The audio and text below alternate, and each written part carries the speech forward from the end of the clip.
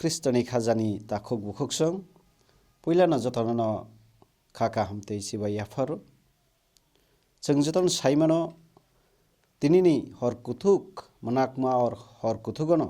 sini subrai Jisu achai phainai sengsani pohor ngi a pohor no sini o hor kuthuk je manakmano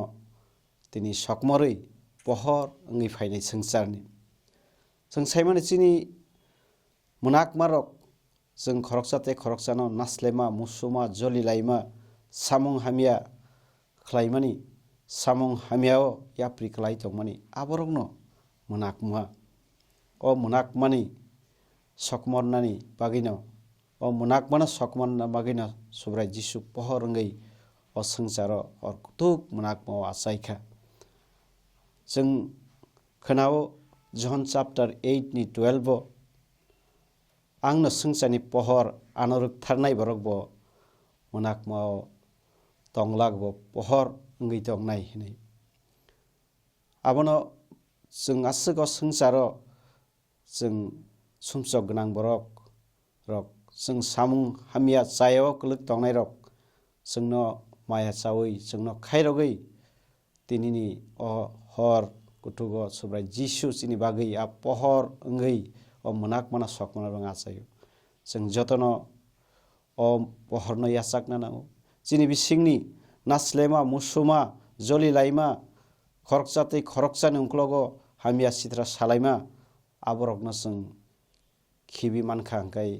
jeng soi o pohorno yachakmani klaio khajang takhuk bukhuk song sudu pohor simia subrai Jisu jengno sumsokni phiyoknani o sengsaro thwimung ni jengno seplaui thangplainai thangjak plainai langmarinan bangai phaio tini jeng khanao John chapter 3:16 no kaitor bochona swk hamjakmani bagui bini songdari sajlano o sengsaro hoka sengsarni borok mothangjak thung mosangjak situng hwnaibo bini sajla songdari sajlano rohoroni jeng khanao phaini bagui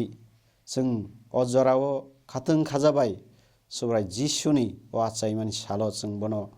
yachagui chini bisingni je abo haikhe manakma kobol tongmani chini bising abono jeng bono yachakmani bisingtwi sengsani a pohorno yachakmani bisingtwi chini bisingni a manakma jeng sokmori mannai haini bagui paithago ang jotono no belai belai khai hamba yafaro tei Christmas ni chiba yafaro hambai।